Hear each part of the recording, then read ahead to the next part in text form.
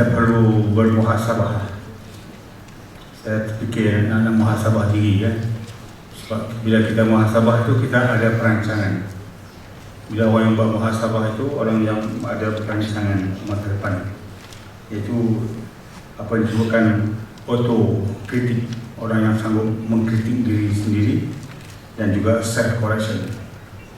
Jadi ini soalan bahagian ilmu yang berkaitan dengan hati. Yang kita muhasabah daripada min amalil qalb, amalan kerja-kerja hati. Jadi tak orang semua lihat, lain jadi. Mana dia yang tahu hanya dia saja. Jadi kita nampak zahirnya macam ni, tapi hatinya tak tahu. Itu yang menyentuh persoalan hati yang sangat takut. Kadang nampak buat elok, tapi sebenarnya itu bukan elok. Dia riak, dia takabur. Itu ilmu hati. Jadi ilmu hati ini tak ada orang tahu, melainkan kita sendiri yang ampunya tahu. Jadi oleh demikian, marilah kita bermuhasabah. Saya lihat ada 3 bidang muhasabah. Pertama, muhasabah amalan kita. Itu pasti setiap orang berhadapan dengan keadaan akan meninggal dunia ini. Kita bermuhasabah apa yang telah kita lakukan dan apa yang kita akan bawa pada akhir nanti. Yang kedua, kita bermuhasabah amalan kita, kerja-kerja kita. Apakah kerja kita itu bertepatan dengan apa yang kita harapkan dan apakah akan jadi dan apakah kesan. Dan yang ketiga, muhasabah kesihatan. Ini yang saya akan lihat. Bila kita muhasabah, kita ada 2 perkara. Yang pertama, kita mempunyai perkataan khauf dan roja. Kita merasa takut dan kita merasa harap. Betul, orang Islam semua dia sentiasa merasa takut. Masa yang takut itu disertai dengan roja. Kalau takut saja tanpa roja jadi stres. Nak buat tu tak boleh, nak buat ni tak boleh, dia tak ada roja. Jadi kalau dia tak, harapannya aku akan jadi macam ni, itu hilang stres. Jadi mana tidak akan berlaku stres kalau kita gemblingkan roja dan al-khauf. Kita mesti ada perkataan roja dan al-khauf. Dan dalam kesihatan pun kita ada roja dan ada khauf, dan juga kita ada dalam amalan kita untuk meninggal dunia ini pun ada khauf dan ada roja. Jadi dengan demikian, kalau kita tidak ada khauf, tidak ada roja, kita merasai al-amnu min makrillah, kita rasa kita dah selamat. Allah tak marah kita, semua kita betul. Sebab itu orang yang tak buat muhasabah, dia tak akan bertaubat, dia akan menjadi angkuh, akhirnya dia akan jadi riak. Semuanya daripada dia. Tapi kalau kita merasai takut, betul ke aku buat ni? Itu jadi ada harapan, roja supaya Allah terima apa yang dilakukan. Itu yang kita katakan, kita perlu ada perasaan itu. Jadi orang yang demikian, orang yang tidak ada muhasabah ini, dia dah rasa aman daripada kemurkaan Allah, walaupun benda itu dia buat baik dan akhirnya menjadikan dia seorang yang takabur, seorang yang berputus asa. Kalau dia tak dapat apa yang dia dapat, yang dia jangkakan dapat, dia akan putus asa. Jadi orang Islam tak akan putus asa sebab dia ada perasaan muhasabah, ar-roja dan al-khauf. Jadi kita harap kita semua ada perkara tersebut.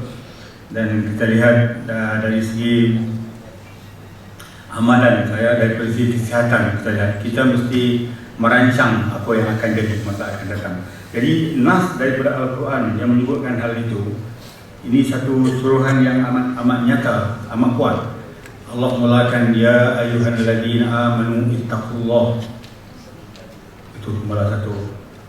Wal tanzur nafsun li nafsin, wal tanzur nafsun lima wal tanzur nafsun lima qaddamat li ghadin. Kemudian dengan akhir lagi wattaqullah, sekali lagi, innallaha khabirun bima ta'malun. Surah Al-Hasyr ayat 18. Itu surah 59 ayat 18 Al-Quran. Mana yang ayat ini pertama Allah mulakan dengan ittaqullah. Wal tanzur nafsun ma qaddamat lighad. Lihatlah apa yang telah kamu sediakan untuk masa akan datang. Lihatlah apa yang kamu buat hari ini untuk kesan yang akan datang. Dan wattaqullah lagi sekali. Takutlah kepada Allah. Tidak ada ayat dalam Al-Quran diiringi oleh 2 perkataan takwa. Hanya ayat ini menunjukkan Allah minta supaya kita bermuhasabah. Inilah ayat nas yang menuntut kita bermuhasabah diri, kerana pentingnya muhasabah itu akan menentukan masa depan kita. Kalau dalam pengurusan kita, apa pengurusan kita akan jadi di masa depan, dan kalau akhirat kita, itu harapan kita di akhirat. Jadi tuan-tuan dan puan-puan, inilah ayat yang penting yang kita rasa perlu kita bermuhasabah. Dan saya kira orang yang bermuhasabah ini dia akan mempunyai orang yang cemerlang, yang sentiasa bercemerlang dan berlainan ini. Dia akan berubah. Tak betul, dia ubah. Kalau dah betul, tak kuat, dia perkuatkan. Jadi orang ini orang yang berjaya dalam hidup, orang yang cemerlang. Jadi bermuhasabah ini bukan muhasabah dah jadi. Muhasabah ada 3 tempat. Qablal amal, sebelum kita buat. Ini dalam pengurusan, kalau dalam ilmu pengurusan kita kena buat kisah-kisah. Qablal amal, indal amal, ketika bekerja, tengah kita buat projek itu, kita muhasabah, cek balik apa yang telah kita lakukan. Ibadat kita pun sama juga. Wabang dalam amal, lepas kita sembahyang, lepas kita buat ibadat dah cukup, betul ya aku buat. Ini pun benda-benda yang dikaitkan dengan ilmu jiwa. Orang yang tak tahu, kita seorang yang tahu. Jadi oleh itu tak perlulah kita katakan kita begini. Kalau hati kita itu depan Allah yang mengetahui. Sebab itu kita lihat orang-orang yang zuhud, kalau kita tafsirkan orang yang zuhud, mereka meninggal dunia, meninggal hal-hal dunia.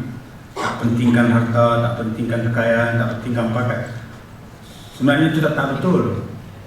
Orang zuhud, orang biasa macam kita, ada duit, guna duit, tak ada wang, pakai kereta besar, Mercedes, Volvo, tapi hati dia bukan di situ. Tapi orang yang tak zuhud, hatinya habis-habisan di situ. Yang membezakan orang zuhud dengan tak zuhud bukan kerana kereta besarnya, kerana hatinya yang boleh menerima apapun kelebihan, keuntungan, kejayaan yang diperolehi itu sebagai landasan untuk dia bersyukur kepada Allah. Allah bagi dia pangkat, syukur, alhamdulillah. Di situlah itu. Bukan kerana dia kaya, kereta buruk, dia pakai kereta mistis, dia kereta lagi besar, hebat, tapi hati dia bukan di situ. Disyukur kepada Allah di atas apa yang dia diperolehi. Baik, kalau dia mendapat musibah pula, syukur kepada Allah. Allah beri peluang untuk dia bermuhasabah untuk muhasabah kepada Allah. Jadi tadi dia syukur, berterima kasih. Jadi dia juga berpeluang untuk dia bertaubat. Jadi untuk bersabar. Jadi bila dia bersabar, berarti sekali dia sabar, dan dia akan dapat ganjaran dapat kesabaran tersebut. Dan juga boleh mengubahkan statusnya kalau dia berjaya menepati sabaran tersebut. Jadi orang tasawuf, orang yang zuhud, dia melihat macam itu. Bukan kata zuhud ni tinggal kenderaan, tinggal pangkat, pegang zikir, pegang tasbih berzikir, itu bukan. Itu bukan di situ. Dia di hati. Ada juga orang yang kaya sekalipun, kalau dia tunjuk pakai itu jadi takabur. Dia kaya, nak kita nak harapan orang tengok aku hebat, aku ni tak tunjuk kekayaanku pun. Tak betul, semua tak betul. Yang betulnya, apa yang Allah bagi, pakai. Tapi itu tak melekat di hatinya. Jadi yang demikian kita lihat, ada teguran Al-Quran, dia kata, innal insana khuliqa halu'an, idza massahu syarru jazua, wa idza massahu khairu manua. Allah kata dia menjadi illal musallin. Manusia itu Allah jadikan keadaan tak menentu. Apabila dia mendapat keburukan, jazua, dia susah hati, menung. Bila dia dapat kekayaan, kesenangan, kedudukan, manua, kedekut. Illa musallin, mereka orang sembahyang. Ini yang tak betul. Ini orang yang dikatakan benda itu melekat pada dia. Ada kaya berlekat. Dia berduka kita kalau hartanya habis. Jadi oleh orang yang zuhud, harta yang ada banyak itu, dia hanya yang dia bersyukur, membanyakkan aktiviti ibadah dengan harta tersebut. Itu maksudnya. Jadi kaitan itu kita harus lihat itu sebagai cara kita menguruskan diri kita fikirkan seperti itu. Kalau tidak, kita akan jadi hilang, nampak buat baik tapi belum tahu kebaikan kita itu diterima oleh Allah atau tidak. Jadi tuan-tuan dan perempuan, apabila merujuk kepada kekasaan kesihatan, kita kena fikir juga macam mana cara apa yang kita buat hari ini, dia akan kesannya kemudian. Walau tahu tu mau kadamat jurat, apa yang kamu buat hari ini kesannya besok. Kita makan hari ini tak terurus, makan semua. 5 tahun kemudian keluarlah yang kita makan ni. Itu berlaku tu. Betul. Oleh sebab kita tak uruskan hari ini, maka hasilnya 10 tahun akan datang. Demikian juga dengan amalan akhirat kita. Hari ini kita tak buat apa yang patut buat, besok terima. Demikian juga dengan kerja-kerja harian kita. Kita urus dengan baik hari ini, besoknya kesan akan terima kemudian hari. Jadi oleh demikian kita mesti memikirkan hal tersebut. Dan kita berfikir juga masalah kesihatan ni. Kita ada yang obesiti, ada yang selalunya ada darah tinggi sentiasa top. Tapi dia kata okey, tak boleh okey. Sebab dia penyakit ni dia macam yoyo. Saya apa dah lah, aku cakap tu yoyo. Dia kadang okey lah. Orang tak kenal sekali, dia naik yang tu yang kenal. Kawan kita yang kenal tu itulah. Pasal dia naik sampai 240, itu dah keluar kontrol. Itu kita kena mesti buat preventif inisiatif. Jadi kita perlu jaga warga kita, warga angkasa, dengan membiarkan apakah perkara yang harus kita jagakan. Saya dah sebut dengan Syarudin, kita akan nak buat satu apa disebutkan sebagai ozon pembersihan darah. Jadi saya tengok tuan-tuan boleh buat program tersebut, walaupun mahal, tapi kena programkan dia. Sebab ozon ini membersihkan darah, menjadikan darah kita bersih semula. Dan dalam proses dia buat ozon itu, kita lihat toksik keluar, lemak keluar, kemudian kolesterol keluar. Jadi kalau tuan-tuan tengok benda yang keluar itu, saya ingat kalau bayar RM500 terkasawus itu okay. Jadi kita kena fikirkan benda itu patut diberi perkhidmatan kepada tuan-tuan dan puan sekalian, dan juga kita nak perbaiki. Baik, tuan-tuan dan perempuan, saya lihat di dalam muhasabah ini kita akan melibatkan pertama habsun nafsi, mana kita menahan diri. Kalau orang yang muhasabah ikut nafsu nak buat, tapi dia kata tak boleh buat, kalau saya buat membayar, maka dia ada perasaan mesti menahan diri daripada melakukan sesuatu yang tak sepatutnya dilakukan. Itu habsun nafsi. Maknanya kalau dalam projek bisnes yang kita nak buat pun, kita mesti pertahankan. Bukan boleh buat sewenang-wenangnya, asalkan nampak peluang nak buat semua, tak boleh. Walaupun nampak elok, tapi kita kena kira kalau benda itu tidak patut dan tidak harus dilakukan, kita mesti bersedia melepaskan perkara tersebut. Itu yang kedua, ri'ayatul waqt, dia kata ri'ayatul awqat, memelihara waktu. Jadi orang yang bermuhasabah ini dia akan menjaga masa, time management. Itu orang yang bermuhasabah. Dalam projek yang kita buat, kita mesti ada time management. Ini time ni masa sembahyang. Tak salah time tu ajak kawan rumah, sembahyang jemaah terbaik. Janganlah bawa kawan ajak di masjid. Masa time management. Jadi dia kata ri'ayatul awqat dalam pemeliharaan waktu. Kemudian yang ketiga, dia kata isaratul muhimmat, memberi priority, mana yang lebih awal, mana yang patut dikemuliakan.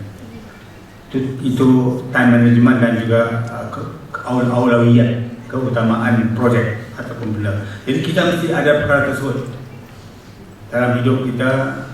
Kita mesti ada awalawiyat, mana yang nak buat dulu. Kadang-kadang kita melanggar semua. Waktu maghrib pun lah kita nak buat bincang bisnes. Itu kita yang itu awal tak jaga. Kita kena jaga. Kalau orang datang rumah, tolong datang rumah lepas pukul 9. Saya dah mula balik dua tu, saya tak mau. Datang pukul 8, kita pun nak pergi masjid. Kadang-kadang kan dia bertemu dia hati sembahyang sini, hati di sana. Kita dengan awal. Sebenarnya kita bila bermuhasabah ini, kita banyak berubah. Tonton try buat. Saya dah muhasabah juga lah dulu. Saya dulu lah antara orang yang tak pernah ingat mati. Tak, saya fikir bukan tahu lah nak kena mati, tapi tak fikir mati itu boleh datang at any time. Pasal history keluarga saya orang semua lanjut umur 80, 90, semua kakak-kakak semua masih ada 90, 80. Jadi saya rasa saya mesti 80 kata. Tak take for granted semua. Take for granted. Apa yang berlaku? Tahun 2004 anak saya yang pagi tadi bergurau, semalam bergurau, tak tahu tengah hari habis. Pergi. Apa jadi? Maknanya saya dah ubah. Selepas itu saya punya berfikiran keluar saja rumah saya dah mati. Itu muhasabah. Jadi saya auto. Mana saya dah ubah fikiran saya, mindset saya, keluar saja rumah saya dah mati. Pasal anak saya semalam pagi tadi masih lagi bergurau-gurau, tak tahu pukul 12 habis. Itu maknanya kita macam kawan kita mati minggu lepas sama kita masih berjanji lagi minggu lepas nak buat apa, masih lagi ingat benda itu, tak dah hilang. Maknanya kita kena muhasabah. Jadi perkara itu menyentuh kalau kita bermuhasabah, dan orang yang bermuhasabah dia akan bertaubat. Orang yang tak bermuhasabah dia tak akan taubat. Sebab dia tak tahu apa yang dia salah. Dia rasa dia betul, dan akhirnya dia jadi angkuh, takabur. Jadi kita mesti bermuhasabah, muhasabah amalan kita, muhasabah kerja kita, dan muhasabah kesihatan kita. Jadi kesihatan tuan-tuan kita mesti jagalah. Pertamanya makan, bukan nak jaga slim badan. Ada yang orang yang makan ubat nak jaga badannya bagi slim, tapi dia tak tahu apa konten dalam perkara tersebut. Tujuannya untuk kesihatan. Yang slim tu main kemudian. Jadi kalau matlamat awal nak slim, kurang sihat, kurang baik. Jadi tuan-tuan dan puan, dalam perbicaraan ini kita lihat mereka yang membicarakan tentang ilmu, dia kata ilmu hati ini, dia menyentuh persoalan-persoalan yang terlalu basic. Dan dia kata kalau kita nak buat sesuatu, dia kata jangan terus buat. Pertama, ini dalam kes bisnes kita rancang, kita ada projek. Dia kata yang pertama, tanya diri kita, mampukah kita melakukannya? Dalam konsep makdur, mampukah kamu lakukan? Itu rasa relevan dengan kita datang dengan satu projek. Kita jangan terus nak ditangkap dia. Fikir dulu, mampu kan? Jadi kalau dia kata dah mampu, lepas mampu fikir lagi. Dia kata fikir lagi, lepas mampu dia kata hal fi'lu khairun min tarki atau tarku khairun min fi'li. Apakah aku mampu? Dah mampu. Apakah kalau aku buatnya lebih baik daripada aku tinggal, atau aku tinggal lebih baik daripada aku buat? Fikir lagi sekali, itu fikiran kedua. Muhasabah tu sebelum buat. Hal tarkuhu khairun min fi'li atau fi'luhu khairun min tarki. Tinggalnya lebih baik daripada buat, buatnya lebih baik daripada tinggal. Fikir. Jadi jangan mampu lah. Dan yang kedua. Kemudian yang ketiga, fikir lagi, kita buat ni untuk siapa? Mardatillah linnas. Hebat. Aku buat ni, aku hebat. Aku Presiden Angkasa, aku buat semua. Hebat. Ampun, hilang. Kosong tuan-tuan. Tak masuk dalam rekod. Aku buat ni kerana aku ada kuasa. Tak, kosong. Kerana Allah, mardatillah. Tu siapa tahu, orang tak tahu, semua dalam hati kita je. Orang-orang yang berkenaan tahu apa yang dia buat. Jadi tak boleh dijudge kepada dia, melainkan dia sendiri yang menyatakan. Kemudian yang keempat, dia kata adalah orang yang membantunya, penolongnya untuk membuat pekerjaan tersebut. Mampu buat, tadi mampu buat, dan sudah mampu, tanya dirinya sendiri sekali, lebih baik atau buat atau tak buat, lebih baik atau buat atau tak buat. Kemudian yang kita tadi, yang kita katakan tadi, apa namanya, kerajaan Tuhan ataupun sebab kerajaan manusia. Kemudian last sekali dia kata ada orang yang membantu. Kalau ada bantu, ada tim buat. Itu pun bukan itu saja, dia berakhir dengan bantuan Allah. Dia lihat itu. Dia tak lihat manusia. Mau semua mampu, saya mampu, ada tim semua. La haula wala quwwata illa billah. Itu akhir di situ. Jadi kemampuan di situ, bantuan di situ bukan bantuan manusia, bantuan Tuhan. Bantuan di situ ialah bantuan Tuhan. Jadi oleh itu dalam pengurusan kita pun kena mikir. Bila ada projek baru, mari fikir dulu mampu buat atau tidak. Kalau mampu tak mampu, fikir pula aku buat lebih baik atau tinggal lebih baik. Fikir pula. Kerana siapa? Kerana Allah, kerana gerakan kooperasi, bukan Allah fikir tu. Kerana Allah juga. Tapi kalau kerana aku nak tunjuk aku hebat, tim kami hebat, kosong. Last sekali ada tak tim yang boleh membantu kita? Ada bantu. Tapi walaupun pun ada al-iftikhar, last sekali, iaitu pergantungan kemiskinan, pakrul, pakrul. Kita miskin, dari kita miskin kita harap Allah Tuhan, Allah bantu. La haula wala quwwata illa billah. Last sekali dengan demikian, dengan kata lain, orang sufi kita sepatutnya begitu. Sebab dalam ilmu pengajian kita hanya bagi ilmu syariah, ilmu tauhid, ilmu akhlak. Tak banyak orang yang bincang akhlak, dan akhlak ini tasawuf. Jadi tak banyak orang bincang ini. Yang banyak orang tu alim, hebat, tapi tasawuf dia, ilmu hati dia kurang alim. Dia bercakap seolah-olah semua datang daripada dia. Tapi kita harus mendidik kita dengan ilmu tasawuf ini, iaitu ilmu orang sufi. Itu yang sebetulnya, itu ilmu jiwa. Dan tidak ada orang yang boleh betul kita dengan kita sendiri, kita dengan Allah. Jadi tuan-tuan dan puan, itulah perkara yang kita perlu awasi, kita perlu muhasabah diri kita. Dan sekalipun amalan itu amalan baik, amalan taat, kita sudah bayang, kita buat dah cukup, itu pun diberi lagi. Ada 5 perkara nak menentukan sama ada amalan taat yang kita buat itu diterima atau tidak. Sembahyang yang kita buat itu, dia kata ada 5. Pertama, kita buat itu ikhlas tak ikhlas, al-ikhlasul bil amal. Bila kita buat mesti ikhlas. Aku sembahyang bukan kerana manusia. Ini berlaku jadi imam, lalu baca qul wallah aja dengan ayat qul ya. Bila jadi imam itu, orang baik takkan ada ayat qul wallah. Itu dah bukan kerana manusia kan Allah. Tapi kalau dia baca ayat panjang lalu mereka apa baca ayat panjang itu okey dah.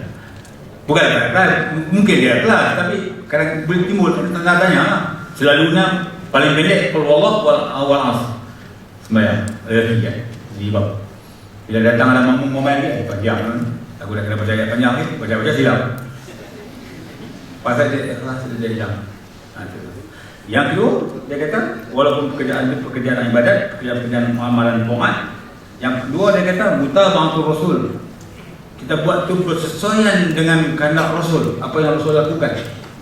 Bukan benda bid'ah, bukan benda-benda baru yang dicipta, yang direka-reka, benda yang telah pun ditetapkan. Kemudian yang ketiga, ihsan. Ini ihsan. Orang yang nak ihsan ini patutnya kita semua ihsan. Bukan ihsan kesian belai, ihsan. An ta'mal ka'annaka tarahu. Kamu buat ibadat seolah kamu lihat Allah. Fa in lam yakun yarahu fa innahu yaraka. Kalau kamu tak dapat lihat dia, Allah lihat kamu. Itu maksud ihsan. Kita buat ibadat seolah-olahnya Tuhan tengok kita. Jadi kalau Tuhan tengok, kalau bos tengok kita tengok buat kerja, jadi kita mesti jaga betul amalan itu, kerja itu. Dan kalau dia tak tengok kita pun, pasti Allah tengok kamu. Itu perasaan ihsan. Maknanya ihsan. Jadi kita baca dalam hadis bila Rasulullah datang oleh Jibril di hadapan para sahabat, Rasulullah sedang mengajar, datang Jibril dan Allah ka'annaka tarahu. Sembahyang, sembahlah Allah seolah kamu lihat Allah. Fa in lam yakun tarahu innahu yaraka. Kalau kamu tak lihat dia, Allah pasti lihat kamu. Maknanya kita buat dalam penuh hemat, dalam penuh dalam penuh perhatian, berjaga-jaga. kesempurnaan ibadah tersebut. Jadi tuan-tuan dan puan dan akhir yang kedua lagi, kita rasa benar-benar Allah yang menolong, bukan kita buat kerana kita. Walaupun ibadat yang kita lakukan itu bukan kerana kita yang buat, Allah yang memberi kemampuan, yang memberi kekuasaan kemampuan untuk kita lakukan. Dan last sekali sampai kita lakukan perkara itu, kita mesti mencari di manakah cacat celahnya ibadat tersebut. Mungkin kurang sempurna, mungkin sempurna tapi kurang baik. Selalu mengadakan benda yang lebih baik, positif, memperbaiki amal. Dan sembahyang dah sempurna dah, kita kata sempurna dah, mungkin itu orang itu sentiasa ada hope, ada rojak. Bila ada rojak itu mana dia akan mengawal amalan-amalannya dan sentiasa dinamis dalam perbuatan dia. Betul, orang yang rajin beribadat lagi tambah dia rasa mungkin tak cukup, mungkin tak lengkap. Jadi tuan-tuan dan puan, jadi merujuk kepada kita di angkasa ini, mesejnya kita sedang buat banyak projek. Itu kita dah tanya angkasa benda, kita masih banyak projek. Jadi kita mesti muhasabah, bimbang juga, kita bimbang apa yang kita buat itu tepat atau tidak. Dan yang kedua, kita bila buat projek, bila orang tengok angkasa hebat, banyak hati datang. Yang datang itu saya tak tahu. Saya kata mungkin orang tu nak cari kesempatan. Itulah cabaran. Jadi buat director korporasi, cabarannya khasnya angkasa ya nak mencari partner yang baik. Silap pilih partner, mati kita. Dia tak apa, dia datang tujuan dia nak menumpang kita, nak mengaut keuntungan dia. Kita yang menjadi bahan bencana tersebut. Itu yang oleh itu muhasabah ini perlu kita praktikkan di angkasa. Sampai juga muhasabah diri kita dan muhasabah kesihatan kita. Jadi tuan-tuan, itulah sedikit tazkirah ukuran daripada saudara Mazli yang meninggal, yang menyentuh kita semua. Dan kita bersedia, mati semua mati. Yang mati itu bila nak mati tak tahu. Kalau tahu mati, habislah. Dunia ini tak aman, tak ramai. Tak ramai yang sekarang. Tak tahu mati yang ramai. Kawan ni buat semua semangat. Tak tahu, kalau tahu tak saya mati besok, semua senyap tidur buat ibadat kan. Jadi tuan-tuan dan puan, itulah mudah-mudahan pertemuan kita ini bermanfaat dan kita juga mendapat banyak bimbingan daripada apa yang saya sebutkan. Sekian, Assalamualaikum warahmatullahi wabarakatuh.